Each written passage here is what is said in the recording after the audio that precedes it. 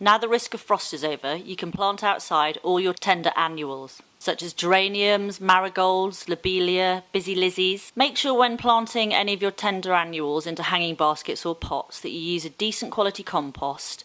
Put some water retaining gel in, which means you don't have to water as often, and also use a little bit of slow release fertiliser. Slow release fertiliser just helps to give that extra boost to the plants so they last longer during the season. In the vegetable garden, you might find that little things are eating some of your plants. You need to cover your fruit with netting to stop birds eating them. Now you need to be sowing wallflower seeds and sweet william seeds for your autumn bedding. When early flowering shrubs have finished, such as your Philadelphus or Dutsia, it's a good time to be pruning them. You'll find it can get very hot in your greenhouse at this time of year, so you can buy shading to keep it cool.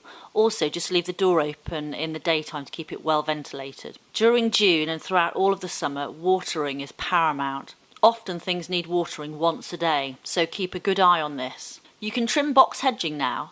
Just trim lightly the new green growth and don't cut into the old wood. Your rhododendrons and azaleas will have finished flowering, so you can deadhead these and then make sure you feed them. A good ericaceous feed or top dress with a bit of peat or ericaceous compost. Some of your perennials will be looking very good in the garden.